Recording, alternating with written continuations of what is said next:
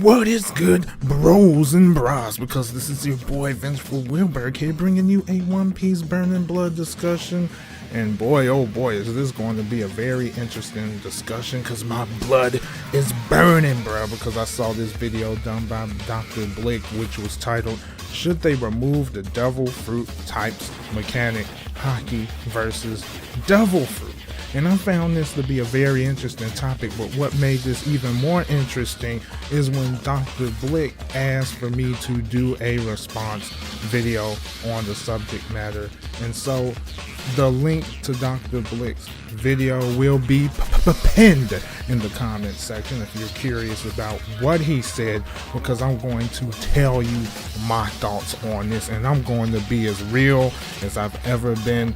Real shit, because I was like, oh snap, because this is a great topic that I know how the answer. When I look at anime games, they are never made with the idea of balance in mind. And this is one of the major differences between traditional fighting games and anime fighters. Whereas traditional fighters like Street Fighter, Blaze, Blue, and etc., they patch their games on the daily, and they patch it whenever they want to buff or nerf characters. And they do this spit a lot. Whereas when you look at anime fighters, they're usually patched maybe a good 2 or 3 times, and then that's it. And sometimes I'll even go as far as say maybe 25 to 50% of the time, the patches that they even do are not even serious patches. Before I go ahead and start rambling on again, because I have a bad habit of doing that, I'm going to get my ass back on track and start talking about how I feel about this question. Should they remove the Devil Fruit types mechanic, Haki versus Devil Fruit? Ooh.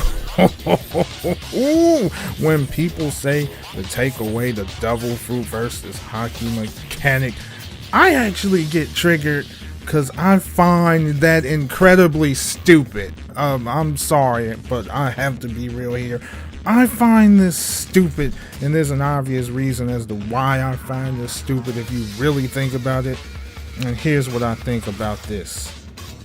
If that was taken away, then it is no longer a One Piece game. If someone says this game should play like Naruto Storm, I would say hell the fuck no. Yes, I know, I said hell the fuck no. I did not say fudge, I said fuck. Yes, I did go there. And the reason why I say this is because the characters will no longer be unique. I would get bored hella fast, because I played the Storm series for 3 years. 3 fucking years. Look at Storm. Every character for the most part plays the same, but I'm not going to lie, there are some subtle differences, and you will notice differences in their tilt, grab, some jutsus, and their awakenings. Now, when I say some jutsus, I say some because there are a hell of a lot of fireball jutsus in the game, bruh. It's crazy. But there are some unique jutsus in the game. There's just not enough unique jutsus in it.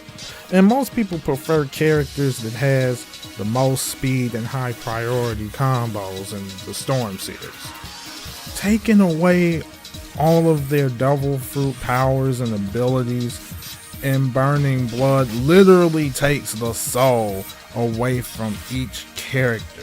Every character has strengths and weaknesses, which results in more strategy in terms of matchups.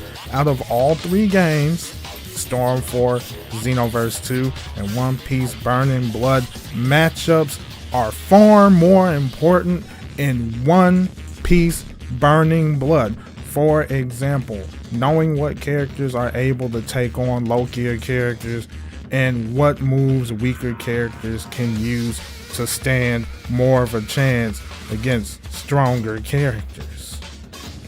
Now, I'm not going to go into a bunch of crazy detail on how to play this game or how to work around certain issues, because I have done that a long time ago, and what I'm going to do is I'm going to take those videos and pin them in the comment section below if you are curious to see all of the things that I discussed in the past. That definitely gives you a better indication that even though there are some things in this game that is very strong, they can be beat. I get what Avatar said before a long time ago, and he even said it recently if I'm not mistaken. He mentioned if you don't know One Piece, then it would be hard to play. This is kinda true. However, you can blame Spike for not explaining how the characters work very well. Look at their fudging command list. It is so ass, it does not tell you shit. And based on what Avatar said, new people can't play Street Fighter because they are not willing to learn how to play. The same has to be done in order to play One Piece Burning Blood. You have to learn how to play. Back then, back when Burning Blood was actually hot, me and my whole crew literally have played Burning Blood together and even talked a lot about the game and how it worked. During the Japanese release, we was literally playing the Japanese version, literally putting in effort to understand how to play this game, and it actually worked because a lot of us were actually improving during that time because we chose to put in the effort to learn how to play.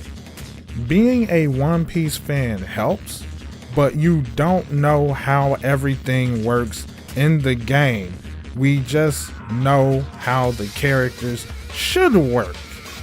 And so pretty much you're going to learn by experience. Why don't I go ahead and talk about what in the fudge happened to me when I first played Street Fighter 4, when I was playing the vanilla version of Street Fighter 4. I was getting my ass rocked and I never even understood why. I was getting hella frustrated. But the one thing that I did notice throughout the course of a lot of the matches that I had, there were literally people who were jumping like Mexican jumping beans, and they always got off a jumping attack, and there was literally nothing I could do. So what I decided to do was I decided to research what happened and see if I could look up some videos to see what on earth is going on, and I learned that I was losing to cross-ups, which is a jumping attack that actually hits you from behind, and the only way to avoid it is to literally block in the opposite direction. That was it. When I learned that, I started doing better. This is what I mean by experience. Like, there's going to be a lot of mechanics in games that you do not understand how to deal with, and you literally have to research and find out more about it in order to be able to play more effectively. And this is also something that applies to Street Fighter V. You can't jump into Street Fighter V and expect to be able to do well. There will be a lot of things that you're going to lose to based on your own knowledge of the game. So you have to put in the effort to understand these things. Yes, being a One Piece fan helps, but it doesn't answer all of the questions, especially if you don't know what abilities are there, and Spike did not do a good job of telling their customers how to use each character. I mean, I feel like they did a terrible job in regards to that. Now, there is, an annoying thing in Burning Blood that I feel is a problem when it comes to Logia characters in Burning Blood, because they do get a distinct advantage if the matchup works in their favor, and that is their ability to spam. Spamming special moves does not deplete the ability gauge. So that means that they have the freedom to spam good special moves whenever they want to, and if your matchup is bad, it's going to be difficult for you to lower their ability gauge without the use of items. So I came up with a little idea in regards to this, and I feel like if Spike incorporated something like this, dealing with Logia characters would have been a less of a problem. Since the Logia guard drains the ability gauge, they should have made it where every special move consumes the ability gauge.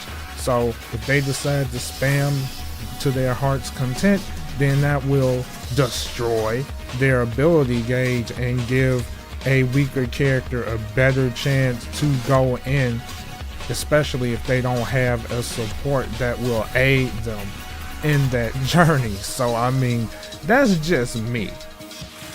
Let me hit you with one more thing right quick. Let's look at the Storm series right quick. And what if this happened? Oh my god, that Susanoo Awakening is so OP.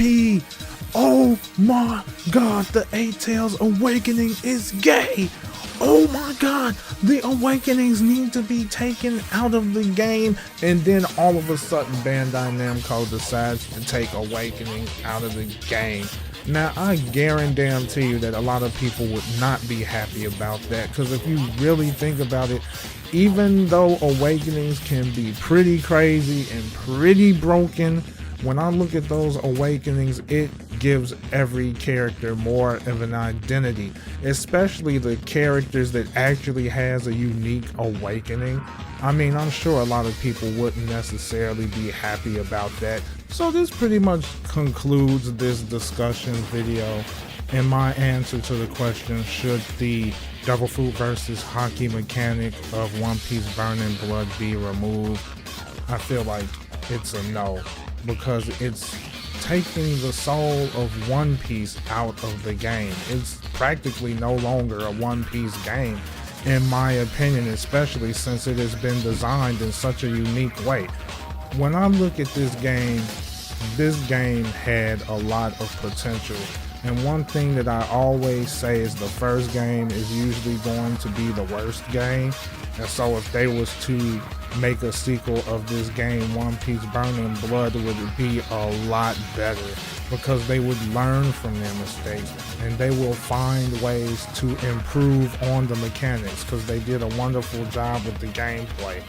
Story wise, no, but as far as the gameplay is concerned, it was unique, it was refreshing, it was interesting, and I feel all they needed to do was make the game a little bit better, like tweak a couple things, and it would have been a very nice game. And so if you enjoyed this video, remember to do that spit with gusto by doing the following: comment, like, and subscribe, and I will see you guys next time.